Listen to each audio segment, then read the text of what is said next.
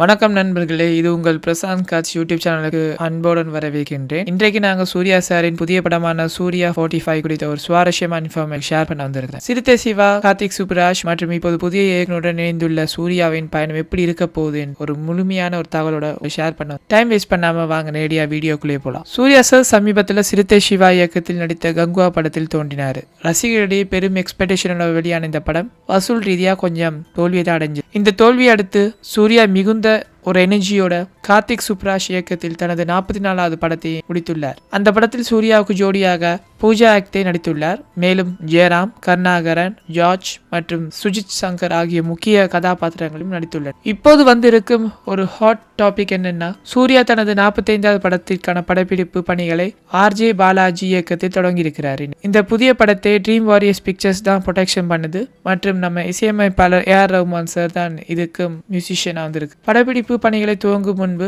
படக்குழுவினர் கோவை மாசாணி அம்மன் கோவிலில் சிறப்பாக ஒரு பூஜை செய்து தான் தொடங்கியிருக்காங்க. இந்த நிகழ்வின் போது எடுத்த வீடியோ தற்போது இணையதளத்தில் வைரலாக பரவி வருகிறது. புனிதமான ஆரம்பத்தையொட்டி ஃபேன்ஸுக்கு ஒரு பெரிய எக்ஸ்பெக்டேஷன் இந்த வீடியோ ஒரு கொடுத்துள்ளதுன்னு தான் சொல்ல முடியும். சூர்யா ஃபேன்ஸ் இந்த புதிய முயற்சி சூர்யாவின் படங்களை புது கோணத்தில் பார்க்க ரசிக்க வைக்க ஒரு வாய்ப்பாக. முக்கியமாக ஆர்ஜே பாலாஜி என்ற ஒரு புதிய டைரக்டரோட சூர்யா ஒரு இணைஞ்சு ஒர்க் பண்ற இது முதல் படம். ரசிகர்களிடையே மிக உற்சாகமாக காணப்படுகிறது. இது மட்டும் இல்லாம காய்ஸ், நம்ம ஏஆர் ரஹ்மான் மியூசிக்ல ஒரு மாயம் மற்றும் ட்ரீம் வாரியர்ஸ் பிக்சர்ஸ் ஒரு பிரம்மாண்ட தயாரிப்பு அனைத்தும் சேர்ந்து ஒரு மாஸ் படமா இருக்குன்னு நான் நண்பர்களே, சூர்யா 45 பற்றியும் இந்த புதிய அப்டேட் உங்களுக்கு பிடிச்சிருக்கா?